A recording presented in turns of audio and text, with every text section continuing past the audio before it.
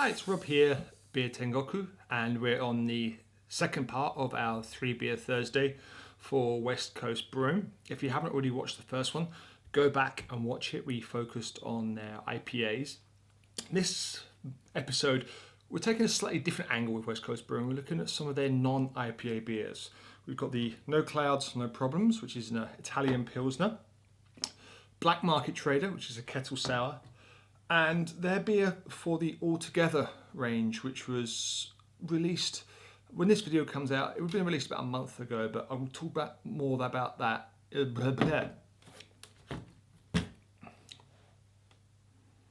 Hi, it's Rob here, BeerTengoku. Welcome to the second week of our 3 Beer Thursday with West Coast Brewing. For this episode, we've gone for more of their kind of non-regular beers that have been on sale over the last month or so. We're going to start off with their No Clouds, No Problems, then move on to Black Market Trader, and then finally West Coast Brewing effort for the Altogether range, which I'll talk about more in the later part of this video. So, let's get drinking, shall we?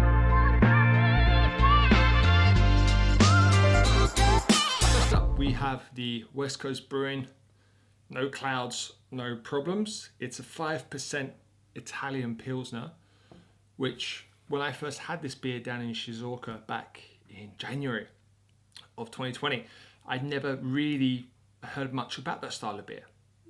Being from Europe, I had heard of Moretto.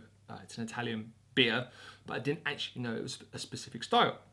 This one's actually hopped with Opal and Sapphire hops.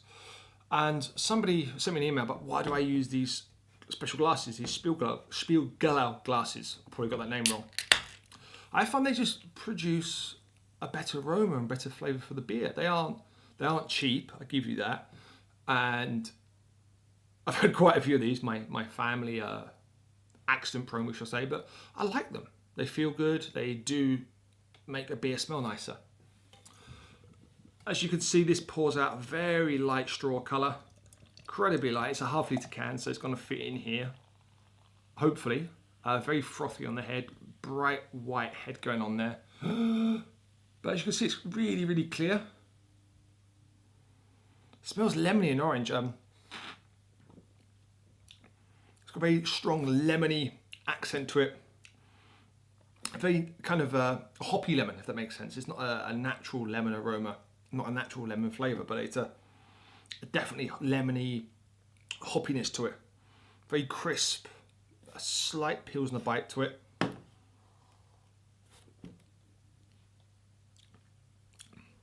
It's dry. It's a little bit lemony, kind of a little bit of a soapy lemoniness to it, but it's very, very crisp, very dry.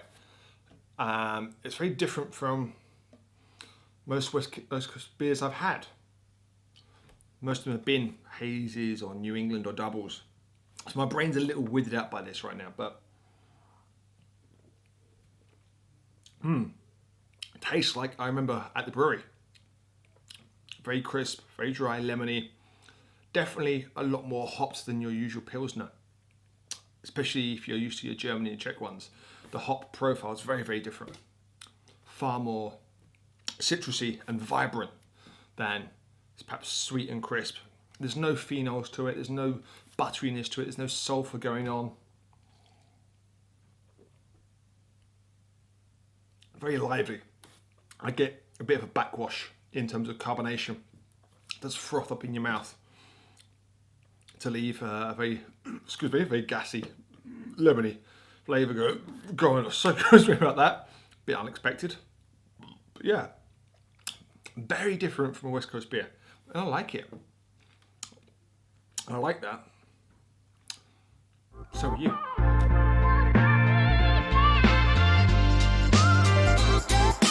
The second beer, we're looking at the Black Market Trader. It's a 6% dry hop sour with tart cherries and guava in there. Pink guava, in fact, sorry. And if I remember rightly, it's actually the first sour beer that West Coast Brewing have produced. And I have to admit, I'm a bit wary. I mean, I get dry hop in an IPA. You know, you're trying to get some more like the lemony, the resiny, grapefruit, tropical fruits in there. But dry hop in a sour to me seems a bit of an interesting choice because they're sour. And then you've got fruits going on here. Especially cherries and guava, both two very strong flavours. And as you can see, it pours out kind of a pinkish orange colour. I'm pouring there.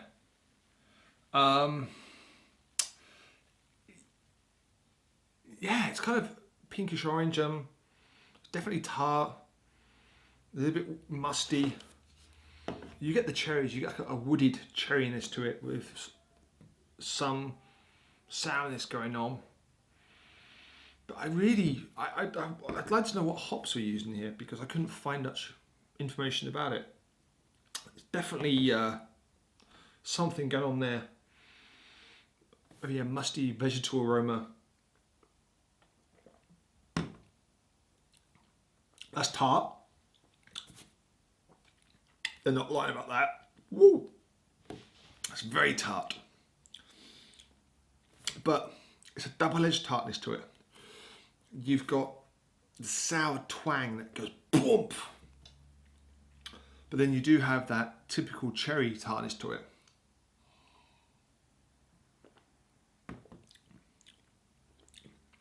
It's potent. That is strong.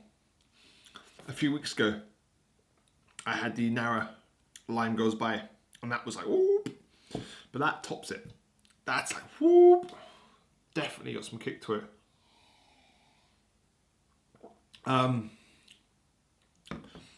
Some tropical fruits do come through. You do get a mango guava flavour to it. But yeah, it's not bitter. So clearly the hops weren't used to, introduce any bitterness except for that sourness. But as a sour, if I treat this as a sour beer, you get cherries and you get guava. I mean, you get what it says on the can. But the dry hop is kind of, it's lost on me, which is kind of a shame. But yeah, I still don't understand that one. Why would you dry hop a sour?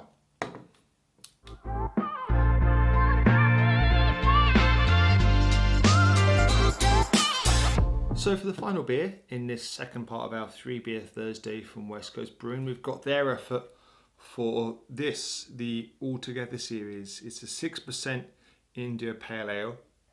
And if you haven't heard about this Altogether series, it was originally released by Other Half Brewing based out in New York. And the idea was that they made a recipe and anybody could brew it.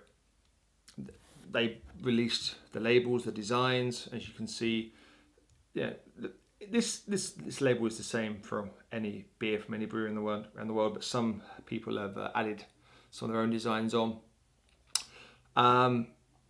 It was kind of a bit of it was a strict recipe. Some breweries don't have certain hops in at certain times, or they don't have the right yeast. But the idea was that you should brew a beer to kind of a hazy IPA style, and that's what West Coast Brewing have done. I've not actually had this before. It was probably sold out now, which wouldn't surprise me because it was a very brief beer.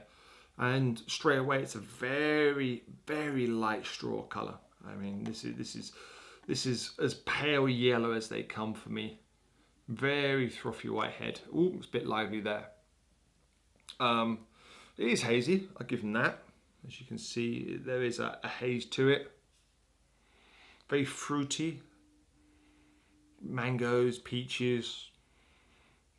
Bit of grapefruit going on there. Some lemon, pineapple. I mean, it's much lighter actually than your regular West Coast Brewing. That sounds kind of weird because they do brew a lot of hazies down there, but it's much lighter on the nose than a lot of their other beers. Sorry.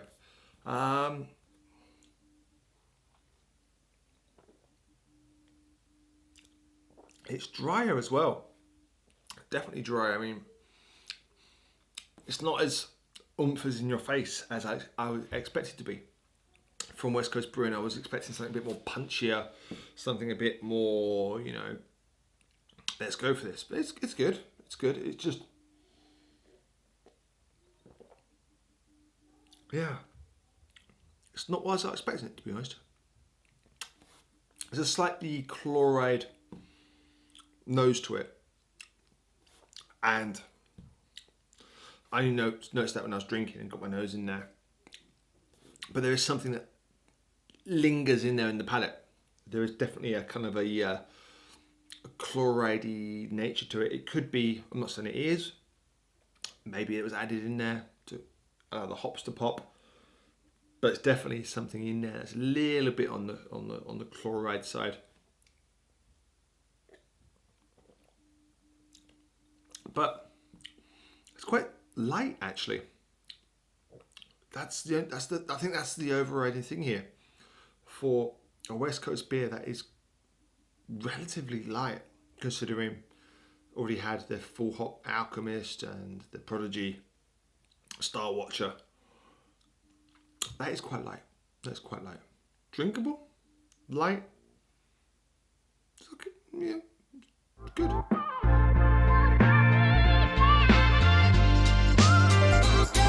So we're at the end of this little journey down to Shizuoka for West Coast Brewing, and it's only fair that we try to round up the 3 beers from this video and the 3 beers from the previous video. This one is going to be interesting because for this video we had 3 different styles. We had the hoppy pilsner, the sour, and the hazy.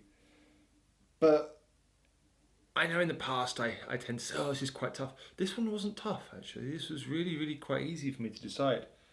And it's not because any beer was bad, it's just that each beer, I know what I wanted from it, and I know which I enjoyed the most.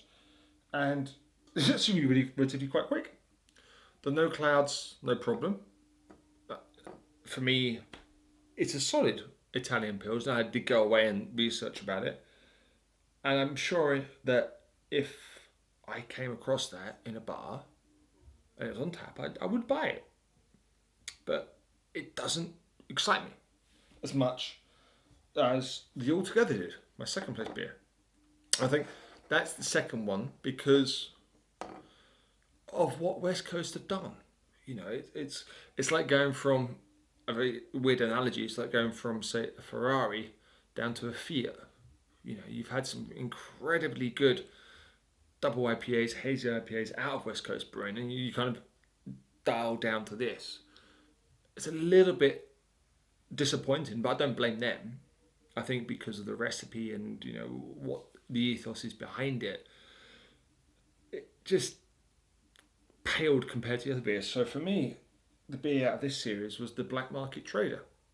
I still don't understand why it's dry hopped. I mean, that's probably going to be way beyond me. But it had the cherries, it had that tartness, it was sour, it had the guava. So I guess it's only really fair to put these into some kind of like order of preference. And that's what it's going to be here. It's going to be a preference. Okay, none of these beers were bad at all before people think that. But no clouds, no problem. Easily at the lower end of the scale. Altogether, again, it's just because West Coast Brewing, you know, when they make their IPAs, they're damn tasty. For me, Star Watcher is here because I preferred the Kettle Sour. It's fruity, it's punchy, and to be fair, it was something nicely different from West Coast Brewing. You know, they're known for the hazy IPAs, they're known for their big punchy beers. So to try something like that was good. You know, I don't get the hops in there. That's me. It could be my taste buds that have been pulverized in submission by other beers. But I'm going to stick with this. That's number 2 because you probably can't get it anymore, which kind of sucks because if that was a regular beer, that is a solid double IPA, full of flavour, full of hops and sweetness that you want in that kind of beer. And it's just a shame that West Coast feel they should try to innovate it every single time. It reminds me of Cloudwater UK Brewery, when they're doing their double IPA series, they kept pumping out these double IPAs. 1, 2, 3. I think they got to 12 in the end. And before they said, yeah, we give up. That's the same with this. It's a solid beer. Maybe it won't come back as Full Hop Alchemist. I get that. Damn good beer. And for me, Prodigy wins because it is literally a juicy IPA. It does what it says in the can. It's delicious, it's tasty, and it's got everything I want in that kind of beer. And I bet half of you never thought I'd say that.